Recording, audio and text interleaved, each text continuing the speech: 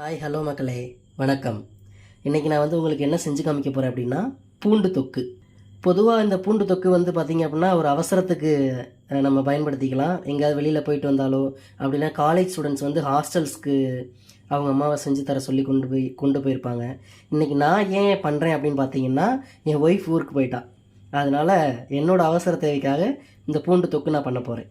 இந்த பூண்டு தொக்கு பண்ணுறதுக்கு தேவையான பொருட்கள் என்னென்ன அப்படின்னு பார்த்தீங்கன்னா, கொஞ்சம் உரிச்ச பூண்டு, பூண்டு விழுது, மஞ்சள் தூள், மிளகாய்த்தூள், பெருங்காயத்தூள், 1 டீஸ்பூன் ஜீரகம், புளிக்கரைசல். ஸோ இப்போது பேனில் தேவையான அளவுக்கு எண்ணெய் ஊற்றிக்கலாம். நல்லா தாராளமாகவே ஊற்றிக்கலாம். ஸோ இப்போ எண்ணெய் பார்த்திங்கன்னா நல்லா காஞ்சிருச்சு. இப்போ நான் 1 டீஸ்பூன் அளவுக்கு கடுகு உளுத்தம் பருப்பு சேர்த்துருக்கேன். இப்போது கடுகு வெடிக்க ஸ்டார்ட் பண்ணிடுச்சு.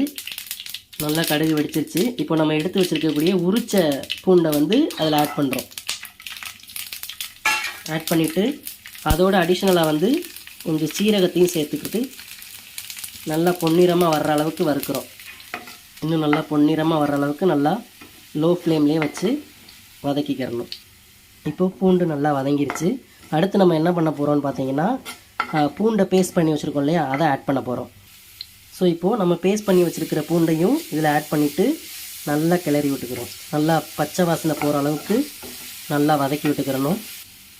இப்போ நல்லா பச்சை வாசனை போய் நல்லா வதங்கிருச்சு. அடுத்து புளியை நம்ம ஆட் பண்ணிக்கலாம். புளி கரைச்சி வச்சுருக்கோம் இல்லையா, அதை ஆட் பண்ணிக்கிறோம்.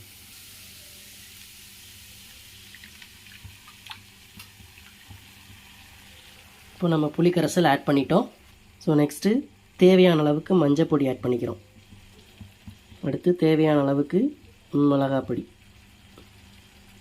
தென் நெக்ஸ்ட்டு பெருங்காயத்தூள் ஆட் பண்ணுறோம். அடுத்து தேவையான அளவுக்கு உப்பு ஆட் பண்ணிக்கிட்டு நல்லா மிக்ஸ் பண்ணி விடணும்.